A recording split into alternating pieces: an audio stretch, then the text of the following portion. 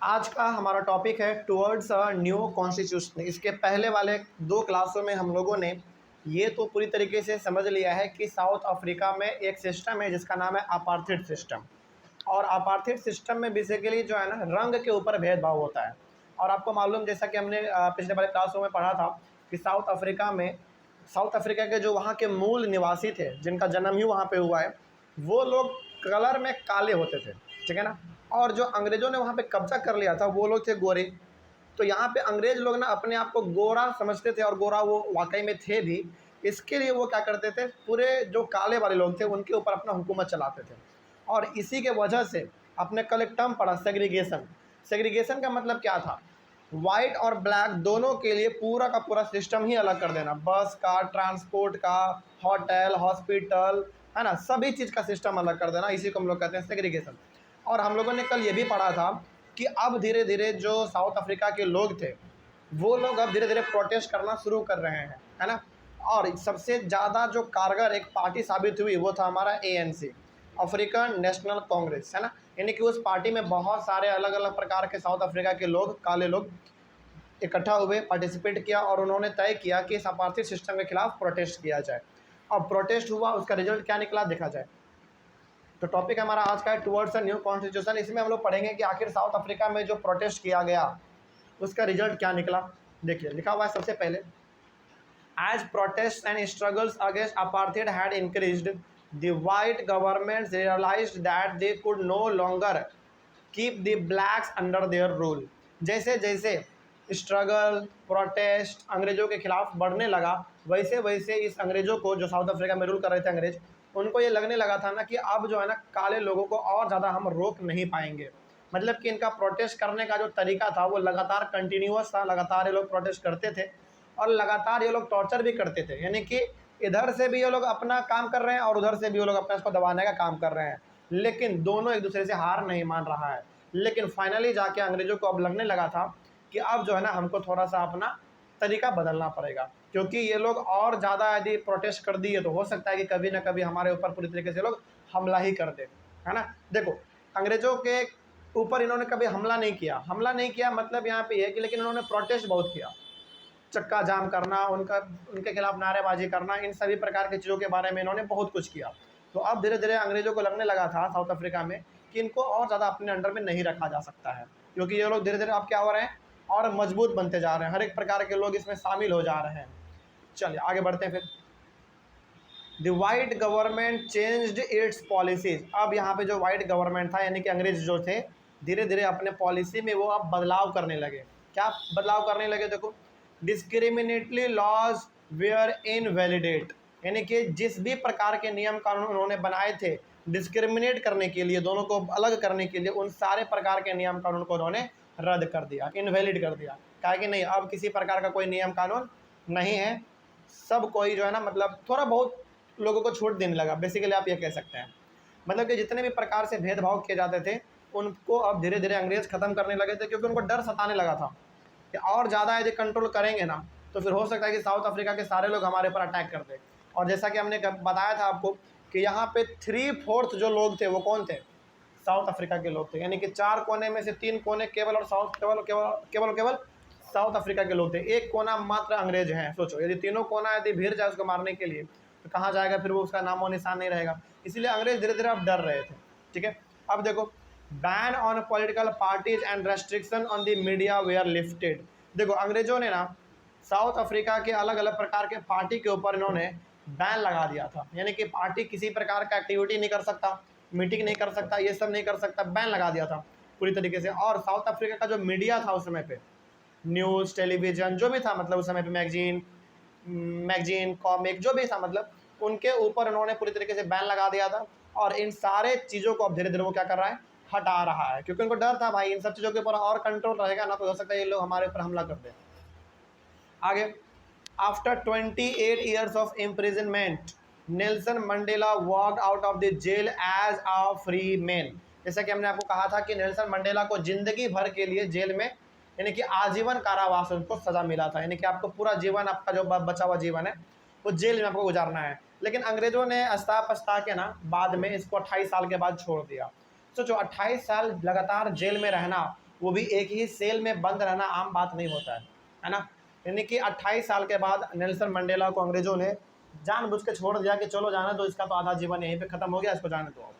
तो ये 28 साल के बाद जेल से बाहर निकले एक बिल्कुल आज़ाद आदमी की तरह, एकदम बिल्कुल आज़ाद, या पूरी तरीके से इनके ऊपर कोई कानून नहीं था, ठीक है, यानी कि पूरी तरीके से आज़ाद थे, दोषी नहीं थे।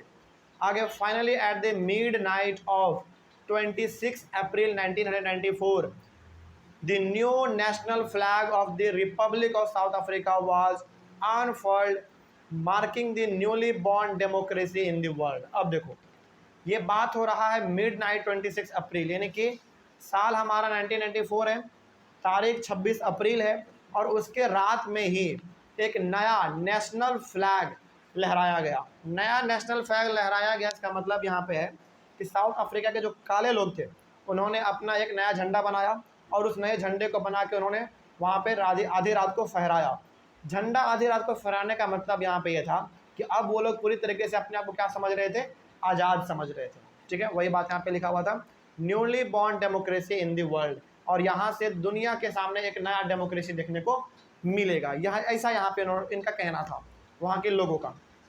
खैर आगे देखते हैं और क्या हुआ। देखो, The apartheid system came to an end, paving way for the formation of a multi-racial government। और अब धीरे धीरे इतना ज़्यादा प्रोटेस्ट हो चुका था, इतना ज़्यादा प्रोटेस्ट हो चुका था कि लगभग अपार्थेड सिस्टम ख़त्म होने के ही अब कगार पे था। और यहाँ पे साउथ अफ्रीका में अब एक ऐसा सिस्टम बनने जा रहा था, ऐसा गवर्नमेंट बनने जा रहा था जिसमें दोनों प्रकार के लोग रहेंगे गवर्नमेंट में, ब्लैक वाले भी और काले वाले भी। सोचो, देखो यहाँ पे ना साउथ अफ्रीका के लोगों का दिल देखो कितना बड़ा है। यदि वो लोग चाहते तो प्रोटेस्ट करके मार पीट के अंग्रेजों को कम्प्लीटली भगा सकते थे, लेकिन उन्होंने कहा कि नहीं भाई, तुम भागो मत, तुम यहीं पे रहो, तुम यहाँ पे हो, यहीं पे रहो। लेकिन अब क्या करेंगे, दोनों मिल के साउथ अफ्रीका को चलाएंगे, यानी कि हम दोनों के बीच में कोई भेदभाव नहीं होगा। तो इनका दिल बड़ा अच्छा था। आगे, Nelson Mandela became the first black president of new South Africa. और यहाँ पे काले और गोरे दोनों के बीच में एक समझौता हुआ, समझौता में यानी कि एग्रीमेंट हुआ, और इस एग्रीमेंट में ये निष्कर्ष निकला कि साउथ अफ्रीका का जो नया प्रेसिडेंट बनेगा वो कौन होगा, नेल्सन मंडेला होगा।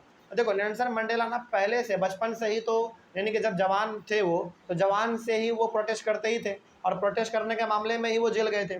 तो जब ये जेल से बाहर निकला ना, तो लोगों के सामने ये क्या बन गए, हीरो बन गए कि भाई हमारे अधिकार के लिए इन्होंने जेल सहा, वो भी 28 साल, तो क्यों ना इन्हीं को प्रेसिडेंट बना दिया जाए।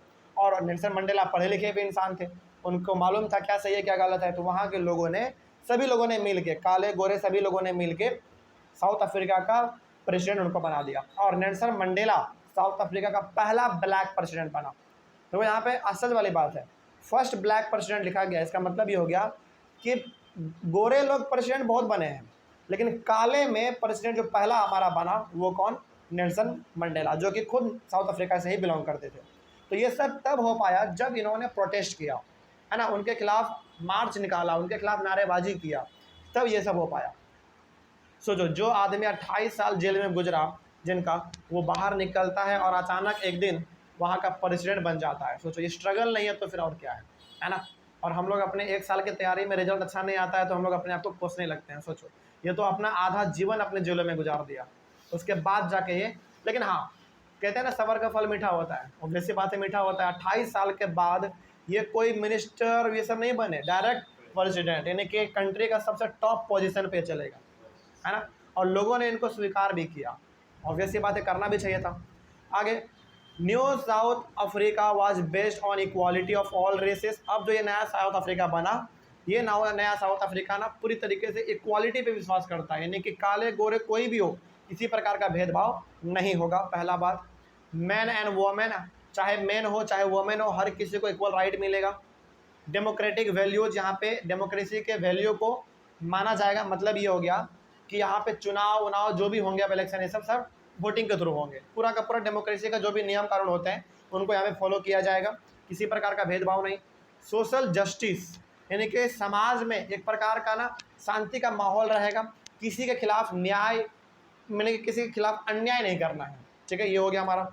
एंड ह्यूमन राइट्स, और साथ ही साथ किसी भी प्रकार के राइट से खिलवाड़ नहीं करना है। बेसिकली यदि एक शब्दों में कहा जाए, एक लाइन में यदि कहा जाए, तो यहाँ पे ये कहेंगे कि नया साउथ अफ्रीका कम्प्लीटली हमारा अलग था पिछले वाले से, क्योंकि यहाँ पे बात होता था इक्वालिटी पे, चाहे वो काले हो, गोरे हो, कोई भी हो। देखो यहाँ पे ना ऑब्वियस ये बात है, बहुत सारे काले लोगों को लगता होगा कि यार अंग्रेज़ों ने हमारे ऊपर इतना साल हुकूमत किया, अब हमारा बारी आया है, हम इनको टॉर्चर करेंगे। लेकिन नेल्सन मंडेला ने कहा कि नहीं, हमको ऐसा नहीं करना है। तो इन्होंने किया, उनका कर्तव्य था, कर दिया। लेकिन हम भी यदि उन्हीं के जैसा बन जाएंगे तो फिर उनमें और हमारे में फ़र्क क्या रहेगा, है ना। तो यहाँ पे ना अंग्रेज़ों को बुरा भी लगा होगा, ऑब्वियस सी बात है कि यार हमने इनके साथ इतना बुरा किया, इन्होंने हमारे साथ कुछ नहीं किया, है कि नहीं। ऐसे कहा गया ना, हिंदी में ऐसे एक कहानी है, एक कहावत है कि सामने वाला यदि आपको कांटा दे तो फिर भी आप उसको सामने से फूल दो। इसका मतलब है कि कांटे वाला ना आपके फूल को देखकर अपने आप को विनम्र कर लेगा, झुक जाएगा। उनको भी लगेगा कि यार हम इनको कांटा दे रहे हैं, वो हमको फूल दे रहा है, तो ऑब्वियस सी बात है वो कुछ तो सोचेगा, है ना। वही बात यहाँ पे था। तो साउथ अफ्रीका के काले लोगों ने बदले लेने के बारे में नहीं सोचा, बल्कि उन्होंने सोचा कि चलो सब मिलजुल के रहते हैं और साउथ अफ्रीका को आज आगे लेकर चलते हैं। और आज साउथ अफ्रीका वाकई में बहुत आगे है। ठीक है, आगे the party that rolled through operation and brutal killings and the party that led the freedom struggle set together to draw up a common constitution। और यहाँ पे कौन सा पार्टी का बात हो रहा है, वही ANC का, अफ्रीकन नेशनल कांग्रेस। ये पार्टी के जितने भी बड़े बड़े लीडर थे वो, और अंग्रेजों के जितने बड़े बड़े लीडर थे टॉप पोजीशन पे, वो सभी मिलके एक जगह पे आए, इकट्ठा हुए, मिले और उन्होंने तय किया कि हमारे नए साउथ अफ्रीका का कॉन्स्टिट्यूशन क्या होगा, यानी कि नया संविधान क्या होगा, किसके थ्रू हम लोग अपने साउथ अफ्रीका को रूल करेंगे। यानी कि कोई एक नियम कानून तो होना चाहिए ना, जिसके थ्रू हम लोग अपने साउथ अफ्रीका को रूल कर सके, आगे लेकर चल सके। तो उन्होंने अपने सभी लोगों को, बड़े बड़े लीडर को अपने साथ बैठाया, काले गोरे सभी लोग आपस में बैठे, बड़े बड़े लीडर, और उन्होंने तय किया कि हमारा एक संविधान बनना चाहिए जिसके तहत साउथ अफ्रीका को क्या किया जाएगा, अच्छे तरीके से रन किया जाएगा। ठीक है, अब देखते हैं नया संविधान बना कि नहीं बना। After 2 years of discussion and debate, they came out with one of the finest constitution the world has ever had।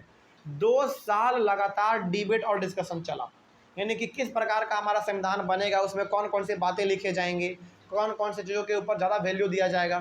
2 साल काले और गोरे दोनों के बीच में डिस्कशन चला, डिबेट चला, तब जाकर एक कंक्लूजन पे लोग पहुँचते हैं कि हाँ अब हमारा संविधान जो है ना ऐसा होगा। ठीक है, तो वहाँ पे एक नया संविधान बना, और वैसा संविधान आज तक किसी ने भी देखा नहीं था। ठीक है, पूरी दुनिया में वैसा संविधान आज तक कहीं भी नहीं देखा गया था। ठीक है, आगे their constitution gave a solution to the problems. वहाँ का जो संविधान बना, नया जो कॉन्स्टिट्यूशन बना, वो हर एक प्रकार के समस्याओं के सॉल्यूशन को देता है, प्रदान करता है। यानी कि कोई भी ऐसा समस्या हो साउथ अफ्रीका में, उसका सॉल्यूशन उस संविधान में है। कोई भी प्रॉब्लम होगा, उसके लिए क्या रिजल्ट निकलेगा, क्या उसके लिए बात किया जाएगा, क्या नियम कानून निकाले जाएंगे, सारे के सारे बात उसमें लिखे गए। उसके बाद नोबडी शुड बी एक्सक्लूडेड, किसी को भी नकारा नहीं जाएगा, यानी कि हर किसी को इक्वल राइट मिलेगा। आगे no one should be treated as inferior, किसी को भी छोटा नहीं समझा जाएगा, सब आपस में बराबर होंगे। Everybody should become part of the solution, और जो भी निष्कर्ष लिया जाएगा, जो भी हमारा एक सॉल्यूशन निकाला जाएगा, वो सॉल्यूशन ऐसा नहीं होगा कि किसी एक आदमी ने कहा और वही लागू कर दो, नहीं, बल्कि सारे के सहमति से वो सॉल्यूशन निकलेगा। बेसिकली यदि एक लाइन में कहा जाए तो यहाँ पे ऐसा कह सकते हैं कि नया संविधान जो बना साउथ अफ्रीका का, वो बिल्कुल डिफरेंट था पहले वाले संविधान से, बिल्कुल डिफरेंट। यहाँ पे इक्वालिटी के बारे में बात होता है, यहाँ पे जस्टिस के बारे में बात होता है, यहाँ पे इक्वल राइट्स के बारे में बात होता है। आगे the south African constitution inspires Democrats all over the world. और साउथ अफ्रीका में जो नया संविधान बना, कॉन्स्टिट्यूशन बना, ये ऐसा कॉन्स्टिट्यूशन था कि पूरी दुनिया ने इनसे एक सीख लिया। उनको लगा कि भाई हमारे यहाँ भी एक नया संविधान ऐसा ही बनाया जाए। ठीक है, तो ये था हमारा पूरी तरीके से बात किसके बारे में, साउथ अफ्रीका के बारे में। कोई दिक्कत अब इसमें?